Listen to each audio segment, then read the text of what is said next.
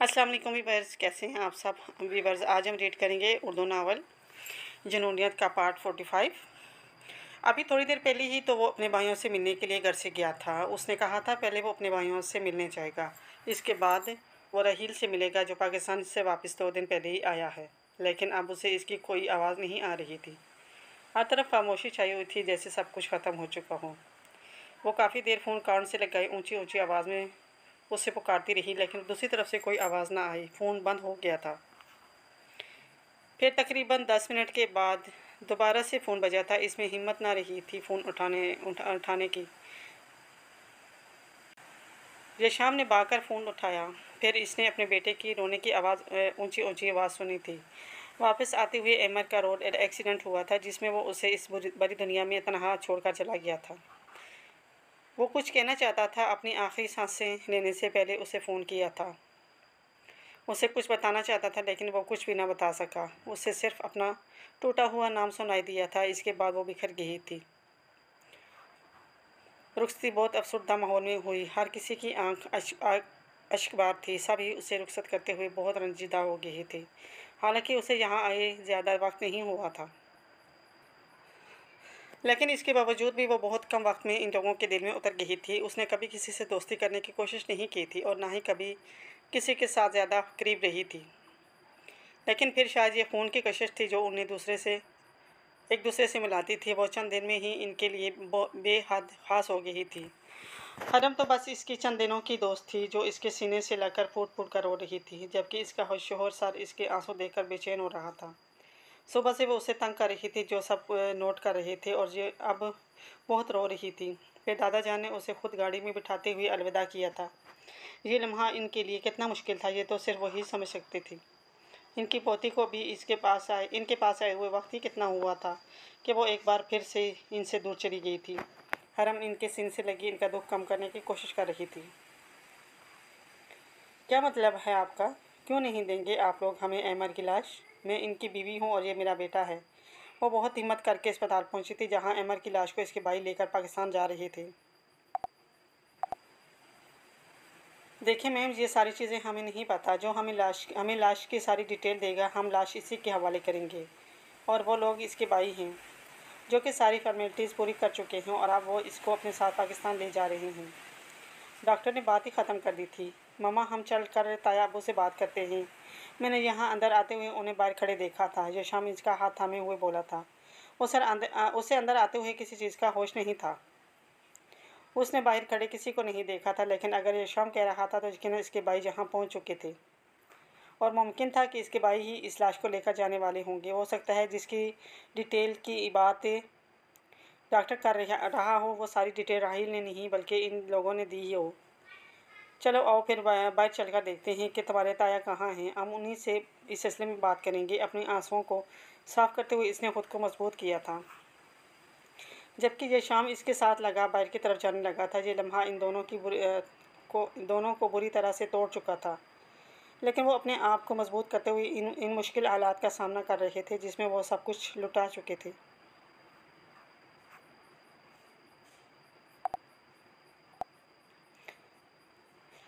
आखिर ये फ़र्ज़ भी अदा हुआ था। बाबा जान को सारा देकर अंदर लाया गया था। बेशक वो अपनी ज़िंदगी का सबसे मुश्किल और ख़ूबसूरत पल गुजार कर आए थे। हरम ने इनके लिए पानी लाकर उन्हें बुलाया था।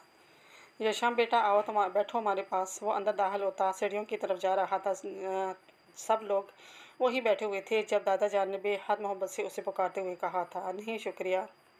उसने सर्द लहजे में जवाब दिया और सीढ़ियाँ चढ़ने लगा। जब अचानक हरम भागते हुए इसके पास आई थी। शोहर सर, आप भी ना, सब इतने प्यार से कह रहे हैं, थोड़ी देर आकर बैठ जाइए ना। हमारे पास शादी मज़े की थी ना, बोरिंग तो नहीं लगी आपको? वैसे मैं अच्छा शर्मा लेती हूँ ना। वो इसका हाथ पकड़कर उसे ज़बरदस्ती अपने साथ घसीटते आराम करना चाहता हूँ, इसने हरम को देखते हुए ज़रा सख्ती से कहा था। यकीनन वो इन लोगों में नहीं रहना चाहता था, लेकिन हरम को कौन समझाता, जो हमेशा से अपने करने और अपने सुनने की आदी थी। अरे बैठ जाएं, आराम से चले जाइएंगे। अभी तो आपने चाय नहीं पी। क्या याद करें कि आज मैं आपको अपने हाथों से चाय बनाकर पिलाऊंगी। खुदा के लिए बिल्कुल भी नहीं, बहुत बुरी चाय बनाती हो तुम, खदाश ने पीछे से कहा था। हाँ, तो मैं बुरी बनाऊँ या अच्छी बनाऊँ, मैं अपने शौहर के लिए बनाऊँगी। आपको क्या मसला है? आपको पीने के लिए नहीं कह रही मैं। और मेरे शौहर साहब ना मैं जैसी भी बनाऊँगी पी लेते हैं। उन्होंने तो मेरे हाथ का खाना भी इतने प्यार से खा लिया था। आपकी तरह नहीं है ये जो हर चीज़ में नुक्स निकालते बैठ जाएँ। अल्लाह पाक के फजल करम से बहुत ही नेक और फरमाबरदार शौहर मिला है मुझे। है ना शौहर साहब? आप बहुत बैठे, मैं आपके लिए अभी 2 मिनट में चाय बनाकर लाती हूँ। हरम ऐसे शौहर को फरमाबरदार और नेक नहीं बेचारा कहते हैं। खुदाश को यशां पर बेसाख्ता तरसाया था। जब से वो यहाँ आई थी उससे सिर्फ अपनी ही मनवाई जा रही थी। आप तो बस जलते ही रहना मुझसे। खुद तो फरमाबरदार बीवी नहीं मिली ना, इसीलिए मेरी खुशियाँ देखी नहीं जा रही आपसे। उसने उसे घूरते हुए बेमिसाल किस्म का ताना मारा था, जिस पर खादाश ने एक नज़र दशम को देखा जो शर्मिंदगी से सर ही नहीं उठा सकी। अब ऐसी बात भी नहीं है, मैं भी चाय बना कर लाती हूँ अपनी माँ को। खुद को घूरते पाकर वो शर्मिंदा होते हुए उठी तो सबके कह के बुलंद हुए, जबकि वो खामोशी से बिना कुछ भी बोले किचन में घुस आई थी। यशाम यार, मैं माजरत खा हूँ, तुम्हारे सामने बैठकर मैं अच्छी चाय पीऊँगा और तुम। खादाश इसके सामने बैठते हुए इज़हार अफसोस कर रहा था। इसकी अधूरी बात का मतलब वो बहुत अच्छे तरीके से समझ गया था। नहीं, कोई बात नहीं, इतनी भी बुरी चाय नहीं बनाती वो, उसने खुद को दिलासा दिया था। हाँ पता है, इतनी बुरी नहीं बल्कि बहुत बुरी बनाती है। बेस्ट ऑफ लक, खादाश ने इसके कंधे पर हाथ मारते हुए कहा, जबकि सामने बैठे दादाजान मुस्कुराए जा रही थी। ये ले जनाब, गर्मा गर्म मज़ेदार चाय हाजिर है। इसने चाय का कप लाकर इसके सामने रखा था। तुम्हें कैसे पता कि मज़ेदार है? तुम पीकर आई हो? खादाश ने चाय का नॉर्मल रंग देखकर कहा। क्या मतलब? आपको क्या लगता है मैं जूठी करके लाई हूँ? जी नहीं, मुझे ऐसी तरबियत नहीं दी गई किसी को अपना जूठा खिलाऊँ। हाँ मैं जानती हूँ जूठा खाने से प्यार बढ़ता है, लेकिन अल्हम्दुलिल्लाह हम दोनों में प्यार नेक्स्ट लेवल का है, तो इसको बढ़ाने की ज़रूरत ही नहीं है। वो बेलगाम बोले जा रही थी जब अम्मी को बीच में बोलना पड़ा। हरम आहिस्ता और ठहर कर बात किया करो। ये कौन सा तरीका है? कब कौन सी बात किसके सामने करनी है, कोई अंदाज़ा नहीं है तुम्हें? ये बातें सबके बीच थोड़ी ना की जाती हैं। अम्मी का अंदाज़ उसे डांटने वाला था। अम्मी जान, आप भी ना बच्ची हैं, न जाने दो। या शाम चाय चखकर बताओ कि कैसी है? शक्ल से तो ठीक ठाक लग रही है, टेस्ट से भी बहुत अच्छी है। वो जो माँ की बात पर मूड ऑफ करके बैठने वाली थी, एक्साइटेड सी यशाम के साथ जुटकर बैठ गई। हाँ यशाम, दो, मेरी पोती को नंबर कितने दोगे? दादा जान भी इसकी तरफ से रिजल्ट के मुंतज़िर थे, जबकि वो भी उसे नज़रअंदाज करते हुए चाय का एक घूंट ले चुका था। कैसी है वो देखती वो पूछने लगी। ज़बरदस्त, बहुत अच्छी। इसने मुस्कुराते हुए एक बार फिर से लबों से लगाया था। इसके अंदाजे से कहीं से नहीं लग रहा था कि वह कोई झूठ बोल रहा है या उसे खुश करने की कोशिश कर रहा है। हरम की खुशी की कोई इंतहा ही ना रही, जबकि वहाँ मौजूद सबके चेहरे पर मुस्कुराहट आ गई थी। क्या बात है यार, तुमने सच में अच्छी चाय बनाई, तुम्हें तो इनाम मिलना चाहिए। वो अपनी जेब से 5,000 का नोट निकालते हुए इसकी तरफ बढ़ाने लगा था जब किचन से दिलचस्प डिब्बा लेकर बाहर निकली। हरम, बेवकूफ़ लड़की, ये क्या किया है तुमने? चीनी के बजाय नमक डाल दिया चाय में। ये क्या ऊपर तुम्हें नमक लिखा हुआ न पढ़ना नहीं आया? हद होती है किसी चीज़ की। और मुझे भी यही पकड़ा कर बाहर आ गई। अगर मैं नमक डाल देती चाय में तो। वो उसे डांटते हुए बोल रही थी, जबकि खदाश अपना नोट वापस जेब में डाल चुका था और यशाम कप खाली करके टेबल पर रख चुका था। हरम, एक बात बताऊँ, मैं तो कभी भी तुम्हारे मामले में गलत हो ही नहीं सकता। मुझे 100% यकीन था तुम अच्छी चाय नहीं बनाओगी, लेकिन तुम्हारा शौहर तो सच में ज़रूरत से ज़्यादा तुम्हारा फर्माबरदार है। भाई, ये तूने गले से कैसे अंदर की? उसने हंसते हुए यशाम से पूछा था, जो सिर्फ और सिर्फ हरम के चेहरे को देख रहा था, जो गुस्से से सुर्ख हो रहा था या शर्म से न जानना इसके लिए ज़रा मुश्किल था। हरम चाय अच्छी थी। इसकी आंखों में चमकते आंसू देखकर वो परेशान होकर बोला था, जबकि हरम को रोने की तैयारी पकड़ते देख खदाश भी उसे देखने लगा। नहीं थी अच्छी, मैं बुरी हूँ, मुझसे कुछ भी अच्छे से नहीं होता, सब मुझे पागल समझते हैं। वो रोते हुए अपनी आंखें रगड़ती सब कुछ वहीं छोड़ छाड़ कर अपने रूम में भाग गई थी। हरम हरम यार, अच्छी थी चाहे। वो इसके पीछे गया था, जबकि खदाश भी उठकर इसके पीछे जाने लगा। जब दादाजान ने उसे रोक लिया, खदाश छोड़ो उसे बेटा, वो खुद संभाल लेगा। इनके कहने पर वो वापस बैठ गया था, जबकि खदाश का ध्यान सामने वाली खाली चाय के कप पर था। वैसे अच्छा लड़का है यशाम, हरम के लिए तो बहुत अच्छा है, इसने दादाजान की तरफ देखते हुए कहा। भाई साहब, वो लोग अमर के बेजान वजूद को एम्बुलेंस में शिफ्ट कर रहे थे। मतलब साफ था कि वो उसे पाकिस्तान लेकर जा रहे थे। यकीनन सारी कागजी कार्रवाई कर ली गई थी। उसने देखा था राहत साहब बुरी तरह से रो रहे थे। ये लम्हा यकीनन इनके लिए भी बहुत दर्दनाक था। तुम्हारी हिम्मत कैसी हुई हमारे सामने आने की? शर्म नहीं आई बेगैरत औरत? हमारे भाई की जान ले ली तुमने भी। तुमने फिर भी सुकून नहीं मिला? अरे कहीं शर्म से डूब मरो। जो तुम चाहती थी वही हुआ, मर गया हमारा भाई छोड़ कर चला गया हमें हमेशा के लिए। जी आप क्या कह रही हैं? वो पहले भी इसके मुँह से बुरे अल्फाज सुनते आई थी, लेकिन इस तरह के खंजर उससे किसी ने नहीं मारे थे। हम क्या कह रहे हैं? बल्कि ये पूछो कि अब हम क्या करेंगे। शर्म तो तुम्हें आई नहीं होगी ये घटिया काम करते हुए। तुम्हारा सच हमारे भाई बर्दाश्त नहीं कर सका। तुम्हारा घटिया किरदार हमारे भाई की जान ले गया। लेकिन ये मत सोचना कि हम इस चीज़ को ऐसे ही छोड़ देंगे। तुम्हें सज़ा मिलेगी और ऐसी सज़ा मिलेगी तुम सारी ज़िंदगी याद कर रखोगी।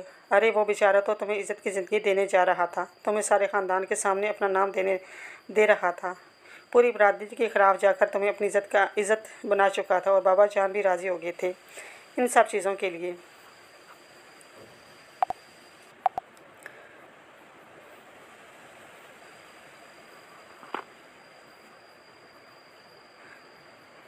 लेकिन तुमने अपना असली रंग दिखा दिया। और ये किसकी नाजायज़ औलाद है जिसे एमर का नाम लेकर हर तरफ घूम रही हो?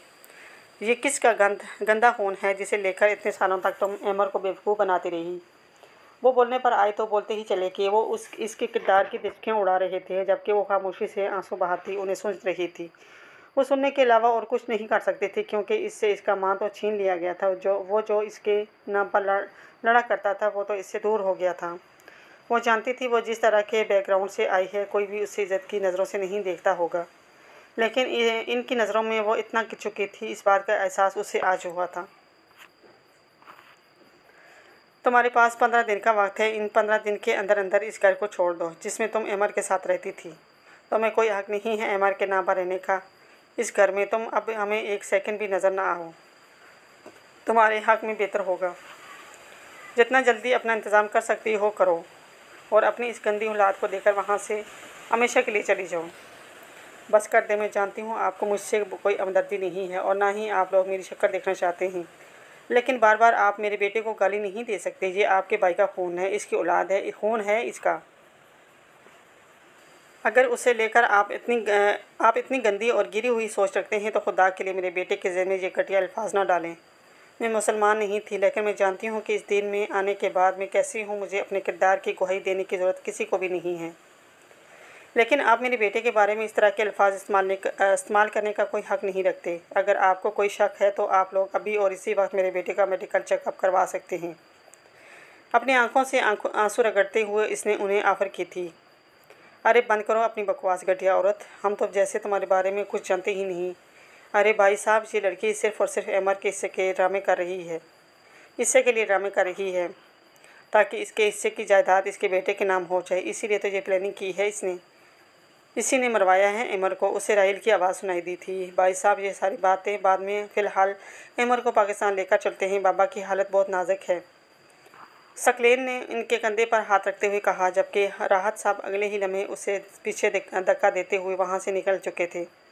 मामा, वो बाबा को लेकर जा रहे हैं, रोकें उन्हें। मामा प्लीज़। वो यशी के बाबा को लेकर जा रहे हैं। यशी के बाबा को मत लेकर जाओ। वो गाड़ी के पीछे दौड़ने लगा, जब ना किसी की परवाह किए वो बस अपने बाप तक पहुंचना चाहता था, लेकिन गाड़ी बहुत तेज़ चल रही थी। वो ज़्यादा दूर तक के पीछा ना कर सका, लेकिन इसकी चीखों की आवाज़ दूर तक सुनाई देती रही। मगर वहाँ किसे परवाह थी? वो तो इसके बाप को हमेशा के लिए इससे छीन कर ले गए थे। इस सड़क पर बैठे दहाड़े मार मार कर रो रहा था, जबकि इसके पीछे आती कनीज़ ने उसे अपने सीने से लगाया था। मामा, वो लोग ले गए मेरे बाबा को, ले गए। वो रोते हुए अपनी माँ के सीने से लगा बोले जा रहा था, जबकि वो भी उसे अपने साथ ले गए। अपने आंसुओं को रोकने की नाकाम कोशिश कर रही थी। हवेली में हर तरफ शोर मचा हुआ था। गाड़ी हवेली के अंदर दाखिल हुई तो ढोल बाजे बजना शुरू हो गए, और ढोल बाजों के साथ साथ उसे गोलियां चलने की आवाज़ें सुनाई देने लगी। वो अगली सीट पर बैठा हुआ था, जबकि वो सारे रास्ते अपने आंसू साफ करते हुए आई थी। रास्ता ज़्यादा लंबा नहीं था। वो जल्दी हवेली पहुंच गए थे। अमाया ने उसे थाम कर बाहर खड़ा किया था। इतने सारे लोगों को देखकर एक लम्हे के लिए चकरा गई थी। आप फिक्र ना करें, अभी कोई रस्म नहीं होगी। सारी रस्में कल सुबह होंगी। हमें पता है आप बहुत ज़्यादा थक गई हैं। मैं आपको आपके रूम तक छोड़कर आती हूँ। उसे थामते हुए अंदर लेकर जा रही थी। हवेली की बहुत सारी औरतें बाहर खड़ी इस पर फूल निछावर कर रही थी। जबकि वो अमाया के साथ तेज़ तेज़ कदम उठाती अंदर जा रही थी। उसे तो बस कहीं किसी भी तरीके से इस लहंगे से जान छुड़ानी थी। ये तो मुझे आप क्यों कह रही हो? कसम ले लो, मैं तुम्हारी दादी तो हरगिज़ नहीं लगती। वो अपनी क्यूटी इसकी गोद में पकड़ाते हुए कहने लगी। अच्छा सॉरी, मुझे लगा तुम्हें बुरा लगेगा, अमाया ने मुस्कुराते हुए कहा। बुरा क्यों लगेगा? खैर इसका कुत्ता कहाँ है? उसे अचानक टाइगर की याद आई थी। शाज़म भाई के टाइगर को भी जानती हो तुम? वो ऊपर होता है अपने रूम में। लेकिन उसे कुत्ता कोई नहीं कहता, भाई बुरा मना जाते हैं। वो सब कुछ तुम लोगों के लिए है, मेरे लिए तो वो रूल्स थोड़े अलग हैं। अब मुझे रूम तक छोड़ो, मैं थक गई हूँ। वो उसे देखते हुए बोली थी जब मामा की आवाज़ आई। लगता है अम्मी नीचे मेहमानों के पास खड़ी हैं, मैं 1 मिनट में वापस आती हूँ, इसने सामने से तानिया को आते देखकर इससे कहा था, जबकि वो हमेशा रिलाते वहीं रुक गई थी। हाय भाभी जी, कैसी हो तुम? और कैसी लगी जी हवेली? वैसे इस तरह के घर तुमने अभी हॉस्टल में तो नहीं देखे होंगे। इसका अंदाज तंज से भरपूर था, जबकि उसे देखकर उसे रिदम की याद आ गई थी। कसम से मुझे तुम जैसी विलन टाइप लड़कियों पर ना बड़ा तरस आता है। इस वक्त मेरी आंखों के सामने से दफ़ा हो जाओ। मेरा बिल्कुल कोई इरादा नहीं है तुम्हारी शक्ल देखने का। वैसे अच्छी खासी खूबसूरत हो, तुम्हारे किसी कज़न का तुम पर दिल नहीं आया? समझ गई, तुम्हारी विलन टाइप क्वालिटी की वजह से। होता है मेरी जान, होता है। बाहर देखो, कोई ख़ानदान से बाहर कोई तुम्हें मिल जाए। हम ख़ानदानी लड़की हैं, घर से बाहर तो मुंह नहीं मारती। तानिया ने अपनी तरफ से इसने मुंह तोड़ जवाब दिया। अले अले बीबी, इसीलिए तो ख़ानदानी लड़के तुम लोगों को मुँह नहीं लगाते, बाहर मुँह मारकर उन्हें हमें ढूंढ कर लाते हैं। वैसे कहाँ गया तुम्हारा ख़ानदानी लड़का जी? वैसे मुझसे तो अच्छी थी, लेकिन अफसोस तुम एक्स्ट्रा ख़ानदानी थी। इसने मुस्कुराते हुए माया को आते देखा, इसकी तरफ कदम बढ़ा दिए, जबकि तानिया चेहरा धुआं धुआं हो चुका था। मैं ये घर छोड़कर कहीं नहीं जाऊंगी। ये मेरे मरहूम शोर का घर है, जिस पर मैं पूरा हक रखती हूँ। मैं यहाँ से कहीं नहीं जाऊँगी, मैं इनकी बेवा हूँ। तुम्हारे हक की ऐसी की तैसी, तुम्हें तो 1 सेकंड और हम यहाँ इस घर में नहीं रहने देंगे। और कितने रंग दिखाने हैं तुमने अपने। अरे वो बेचारा तुम्हारे लिए लड़ते लड़ते मर गया और तुमने अपने गंदे काम ना छोड़े। क्या लगता है तुम्हें इतना कुछ करने के बाद भी हम तुम्हें इस घर में रहने देंगे? इनका अंदाज़ तंजिया था। क्या किया है मैंने? आज जवाब दे दे मुझे। आखिर किस बात का तंज किया जा रहा है? किस चीज़ का ताना मारा जा रहा है? मुझे बताएं, क्या कसूर है मेरा? कौन सी चीज़ आपके दिल में चुभ रही है मेरे बारे में? आखिर कौन सी ऐसी गलती की है मैंने जिसके लिए आप मुझसे इतनी नफरत करते हैं? आप लोग मुझे बदकिरदार कहते हैं, लेकिन शायद आप लोग ये नहीं जानते कि आपके भाई को शादी के लिए मैंने नहीं कहा था, बल्कि वो खुद मेरे पीछे पीछे आए थे। मैंने इनसे शादी से इनकार कर दिया था, क्योंकि मैं तो बस इस मज़हब में आकर खुश थी कि मुझे एक सही राह मिल गई है शादी के लिए। उन्होंने मुझे फ़ोर्स किया था, मुझ पर दबाव डाला था, मुझे मजबूर किया गया था, और इस शख्स की मोहब्बत के सामने मैं हार गई। लेकिन आप लोगों ने तो मेरे किरदार को तार तार कर दिया। आप लोगों ने मेरे मासूम बच्चे को नाजायज़ करार दिया। मैं नहीं जानती कि कब किस वक्त आप लोगों ने मेरे किरदार में कोई झूल देखा है, लेकिन मैं आप लोगों के कहने पर कभी इस घर को छोड़कर नहीं जाऊंगी। शायद मैं आपकी फजूल बातों का भी जवाब ना देती, लेकिन अब बात मेरे बच्चे के आखिरी आसरे पर आ गई है, और मैं आपके तो क्या किसी के भी कहने पर यह घर छोड़कर नहीं जाने वाली।